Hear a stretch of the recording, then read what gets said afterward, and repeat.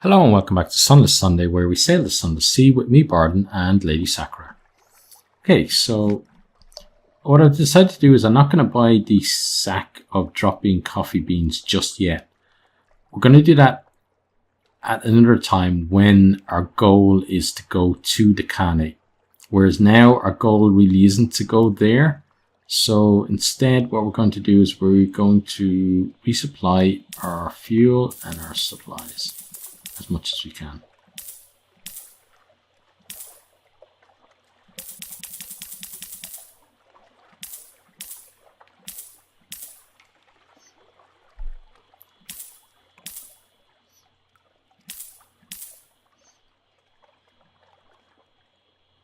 Okay, and I think then the rest in fuel is the way to go. Okay. Then let's go back to the story stuff. So there's nothing else we can do. Let's just ask this. Why are foreigners only allowed to spend a single day in Adam's Way? For your own protection. The soil of the Elder Continent is dangerous to incomers, they claim. Those who linger can contract unfortunate conditions, hysteria, rapture, amnescence, and the rumours that Presbyterate law offers no protection to foreigners after dark aren't nonsense. Okay. Well, let's get ourselves out of here. Is that a massive beetle? It looks like it, doesn't it? Oh, that is a massive ship. And we've just screwed ourselves, I think. Yeah. They're just going to blast us out of the water. Not even worry about it. Look. Yeah. Don't even know why we're going down here. But seems we're going to die anyway. We may as well see what's down here.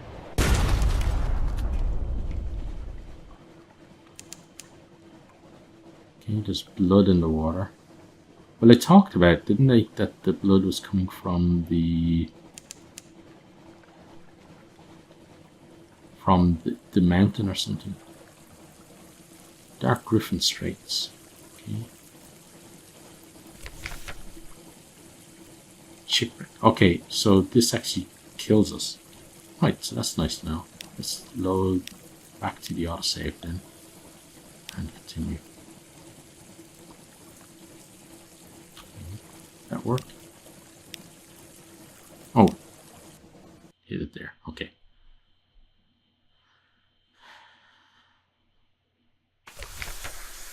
But I believe that thing might actually be bugged. Hopefully that guy's not there this time.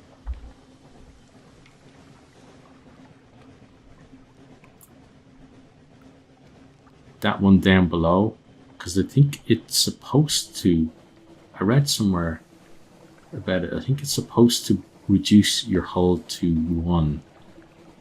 But sometimes it reduces it to either 0 or 2. Because of some kind of bug. But we're not going to go there again this time. Maybe another time. Okay, let's go to Livingston's Point. Point Livingston. Okay.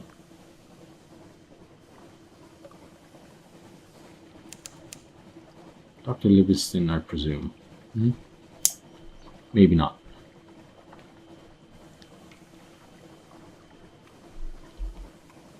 So we're not too far away from getting another big chunk of the map done.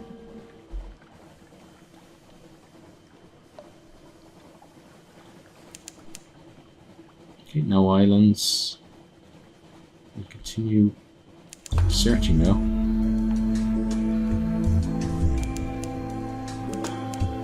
This sounds like the Cane type music.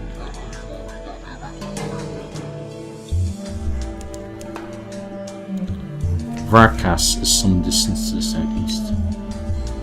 Okay, sailors at the rail call softly. Something swings beneath the ship. I saw it looking up at us, one says, his voice a tremble. Let's bring out the nets. Okay, we failed, we gain 1 terror. No sign of the beast. Empty nets, empty hold, empty house. the outlook says. You glare at him, but the damage is done. Okay, let's check the map. Okay, so it's right the way down here. Yeah, it's nice to be discovering new places again. And as usual, we're taking, you know, a lot of risks getting ourselves in a position where even with reloads we may not be able to get back home. Oh, we're going a bit too fast. That was a bit silly. Let's pull in there. The burning white light of Varkas. The walled city of Varkas is a tangle of green vines and new nesting fungal flowers, slow blooming around mouldering stone. A quincunx of carved step towers rise over the walls and pour burning white light into the bleak sky. A rough shadowed path leads from the docks to the mirrored gates of Varkas. Two towering carved stone lamps throw their light on the angled mirrors, and a blue-cloaked guard stands in the reflected pool of light. The city is a beacon against the tree-hushed, sprawling darkness of the Elder Continent. In the far distance, a vast mountain glimmers. Okay, interesting. Let's get our port report. The only thing you want to know: the rich city and its glories. Tone down the details of the light and its brilliance. You don't want to inspire envy in the Admiralty staff. Okay. What else can we do?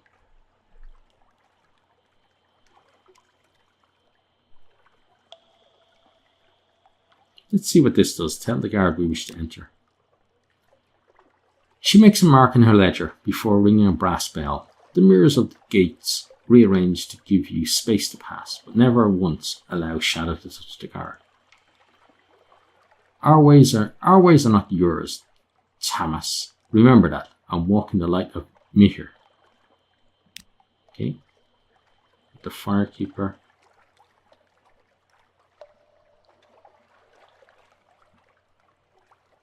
The white cloak guard, the fungus carter, the jewel of youth. Oh, the jewel turbaned youth. Okay, let's try the firekeeper first. Dressed in all saffron, a pair of thick fireproof gloves dangle from a silver chain at her waist. I am too important to play guide to you, Tamas, she tells you before you even open your mouth. I am the keeper of the Western Principal Mirror. She points up at the enormous, multifaceted mirrors set atop each of the city's 5 towers. I'm only here because I'm looking for my idiot brother. He is probably busy pouring wine down some pretty, dark-eyed boy's throat in a tavern. Is it a matter of great urgency, you wonder? He's late for his lamp checks in the sacred district, is her terse reply as she hurries away. If the Agnihotri found out, he'd be lucky to end up a lake dredger. Okay, interesting. Again, one memory of distant shores. Let's do the white cloak guard next. The sun embroidered on her cloak. The suns embroidered on her cloak are picked out with gold thread, and the edge is jeweled with carnelian. Tamas! He presses his hands together in greeting, then gives you an anguished look. You look terrible. Are you sick with a terrible outsider's disease? Or is that what your nose is naturally like? Over your protestation, he gives you directions to the hospital. Oh, the medics are all butchers, to be sure, but they walk in the light of Mihir. He adds breezily, and then points out the guardhouse and the vague direction of the Temple of Mihir, and a street of bars and gaming houses. We don't want to get a reputation for being inhospitable. He laughs as if he has made a grand joke, and you laugh along weakly. Okay. The jeweled turbaned youth. He's winking at you. That is a furtive wink, or a flirtatious one. Only one way to find out. He looks utterly overjoyed to make your acquaintance, the bangles on his wrists flashing as he presses his hands together in greeting. My friends and I would be honoured if you would attend a small gathering with us, Tamas. We are so eager to hear about the world outside Varkos' city walls. I guess that should be it. It seems innocuous enough invitation. But then, why does his gaze dart around so anxiously as he tells you how to find his mansion in the Eastern District? Your eyes are blinded by the brilliance of the light. The verdant rot smell is even thicker. The heat of so much flame and reflected light presses oppressively against your skin. Your head pounds. It is a few minutes before your eyes adjust, and you can look around. Brass lamps and gilded sconces hang from every wall, and phosphorescent fungus glows moss-like upon doorways and ceilings. Cunningly arranged mirrors catch every droplet of light and diffuse it till each cobblestone rampart of the city is drenched and blazing and utterly without shadow. Who do you speak to? Let's continue our exploration. Time to venture further than the outer district. The mirror city greens invitingly. You get used to the smell in time. You walk gallery courtyards, wreathed in with vines and fungal blooms. Long straight roadways crisscross the length and breadth of Varkos. The stone worn by the wheels of carts and the thread of thousands of slippered feet. Lamplighters constantly check the fuel levels of the sconces and replace wicks. Firekeepers check the coiled spring mechanisms that control the angle of the mirrors. There is much to explore. Where will you go next? So it's interesting that they need to have light all the time. I wonder what happens if you don't have light. Is it kind of like, what was the name of that movie with Vin Diesel? Pitch Black? Yeah, I think it was Pitch Black, where all these crazy things come out when it went dark. Okay, well, let's try this. Entertainments in Varkos. There are bars and gaming houses to the west. Follow the clink of wine glasses and the companionable shouts. Join the gaming table. Okay. The arguing priests. They are having a wine-drenched debate at one of the tables in the back. Do you care to listen in? Let's try. The priest's argument is theological in nature. They keep invoking texts you've never read and cosmological concepts you've never bothered contemplating. It makes you desirous of an overfull cup of wine. Okay, failed. The duelist. Let's try these guys again. Failed. Okay. One more try. Failed. Oh, why the hell do we keep failing? Okay, we can't do that anymore. Let's go back there. Return to the center. Okay, looks like everything's going to be locked now. An evening after fifth bell, each Tamas is assigned a room. Yeah, let's do that. Okay, now we're back here. What do we do? All visitors to Varkos are given one night's accommodation in the city's only inn. It is a handsome stone mason mansion arranged around a pleasantly cool courtyard. Frescoes of city life are painted on the walls. Given how few visitors Varkos hosts, you suspect the inn is more usually used by philandering locals. Evening falls, or does it? The town's 5 principal mirrors are mounted on coiled spring mechanism and alter their angles subtly to create the impression of evening. Across the city, the firekeepers throw pinches of coloured powder into the lamps, and the quality of light yellows to a softer brightness. Okay. Let's try this, the wine-mazed lamplighter. He's dressed in saffron robes and is indeed pouring wine down the throat of a very attractive dark-eyed boy. You could tell him his sister is looking for him. He starts up in horror, spilling burgundy red wine everywhere. His young companion looks irritated. "I'm late," he shouts. "We're here, forgive me. The Agnihotri is going to skin me alive." He pumps your hand in gratitude. "Thank you, Thomas.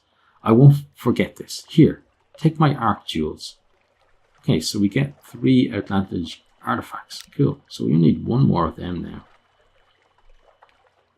The bed is low and wide and draped with cotton sheets, stamped with... So we could go to the courtyard. Let's do that instead. Okay. Cushions are arrayed around a marble fountain. In the middle, musicians pluck their instruments under the shade of the twisted yellow-leaf trees.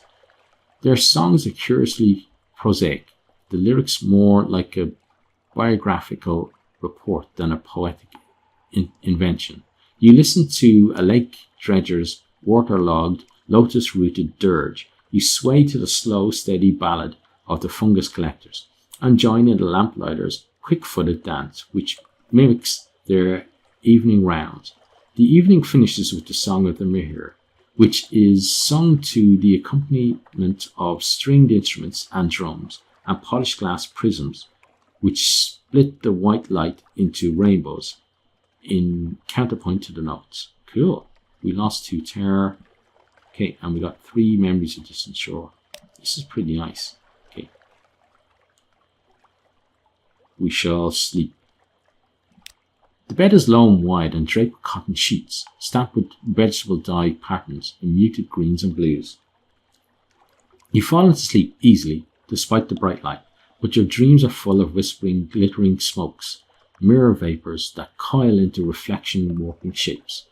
You see your limbs bend, your skin slough, your eyes twist. You wake with your heart pounding, your nostrils are full of the fungal rot smell of Arcus. Your body is as it always was, but somehow that is not as comforting as it should be. We got 10 terror for that. Okay. Sleeping is not a good thing there. Okay, and then dawn in Varkas. Outside time in Varkas is strictly rationed. Each morning at dawn, the guard visits the inn to eject any Tamas they find. They are polite, but very definite. Okay, and we gained another terror. Look at this. Return, the guard tells you, but not yet. With that, they usher you into the darkness beyond the walls. You blink, mirror dazzles from your eyes. It's cool out here. Okay, so we're done there. We're not. Return to Varkas. Not yes, Thomas. Yeah, thought that. Okay, so let's leave here and then go further to the east. Port Erdonmez.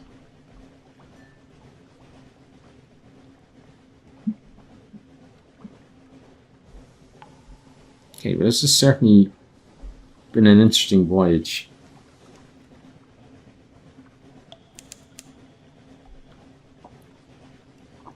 Wonder what more there is for us to find. Oh, there are bats, at least. There are bats. Let's go as fast as we can. Oh, they're going to catch us. They're easily going to catch us.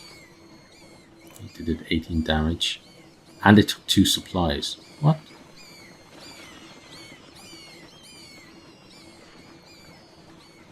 They're going to come again. They missed. Good. Oh, they're going to keep on us all the way though. Let's get our own bat out. Maybe he'll confuse them. Now look at that.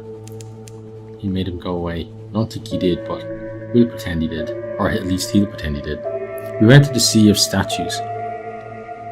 Giants gape at us. King Eater's castle rises ahead, where fools give up their future. Okay.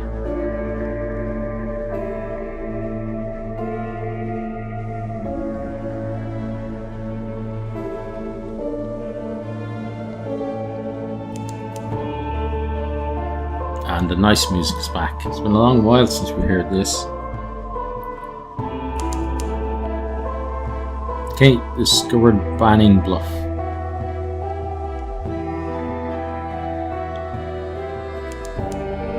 King Eater's castle is some distance to the northeast.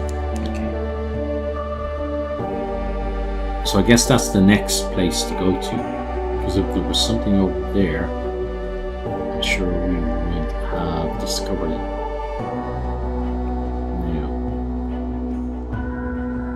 How do we proceed? Do we go straight up here? Oh, look, this is like a like a colossus. See the hand in the water. I'm not sure what's this thing here. So I'm not sure if it's connected to the hand. Maybe it is.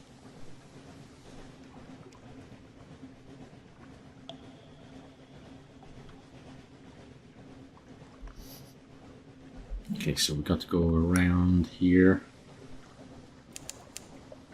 Oh, we've got one of those crazy lightships over there. Now, the port is right in here. Okay. This looks a bit like the Avid Horizon, which may be something you go and it's not really a town. It's just something where events can occur.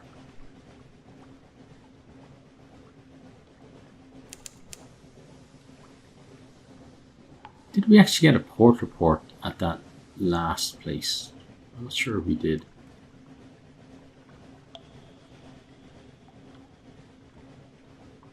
Let's get ourselves in here.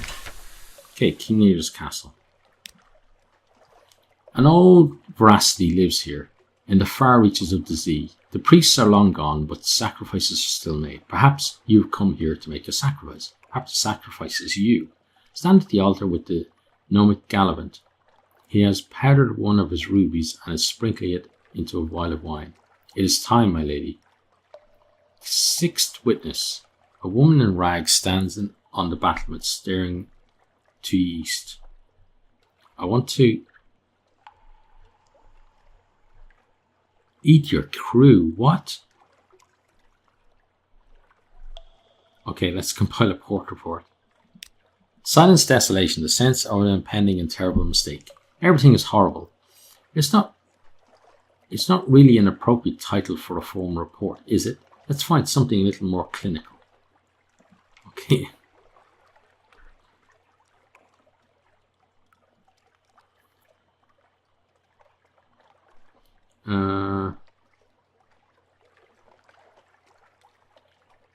Right, so let's try this. See what happens. A man out of time.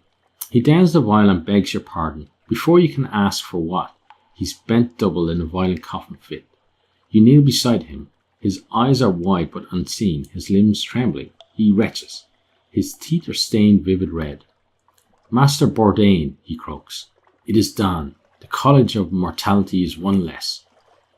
We had help, a London captain. He pauses, listening. You hear nothing, but the Gallivant smiles. Oh, that is very just. Is there anything? Yes, yes. I will anticipate them. The Gallivant blinks and laughs. He grins at you, his tongue cleaning the red from his teeth. My master is a man guided by his principles, liberty, equality, eternity. If his plans are achieved, you will be among the first to receive immortality. I hope we'll meet again then. Okay, so we gain the secret and we gain an extraordinary implication. Okay, that's nice. Now, an act of burning fate. Which god holds sway here? Storm, stone, salt? Perhaps no god that is elsewhere named, but if you feed it, it will calm your mind. So one supply and one fuel. We could do that. Maybe we're going to lose like 10 terror, I'd imagine, for those two. Oh, 25. Wow. At King Lear's castle, one finds unexpected words rising easily to the lips. You speak them, and so do your sailors as they build the offering pyre. The heart is destiny's engine, the boatswain mumbles. He looks embarrassed. We shall all return, you find yourself reply. You light the pyre and stand back. The flames warm you, warm your crew. The light plays on your faces and your outstretched hands. The darkness shrinks back. In the crackling of the flames is the sound of home. Okay, nice. Yeah, that's pretty decent. The sixth witness, a woman in rags, stands on the battlement, staring to the east. Startled by your approach. I'm sorry, I didn't expect anyone else to be here. Sit with me. No, do not look east. I only dare because I know I will see nothing. like the 5 before me. It is my first time at sea. We do not get out much, but you must have travelled far to end up here. Tell me your stories. You barely begin before she interrupts. How about the Gant Pole? They say they see the future. If you go, could you ask what the 7th will witness? I happily give my life to prepare the ground, but to know would be the greatest of honours. Okay. So she's given us a task. That's interesting though, because she knows that she's the 6th witness, but she also knows that the 7th witness is the one that's actually going to see something. That takes dedication, and I can see why she would be asking us to find out what the 7th one's going to see. But for now, that is it from me as we've reached the end of the episode. So I hope you have enjoyed. And if you have, please consider hitting that like button, sharing with your friends or on your favorite social media. And really hope to see all of you next time. Goodbye. Thanks for watching this video. I hope you enjoyed it. If you did, maybe you'll hit the subscribe button there on the right and check out some other videos here on the left.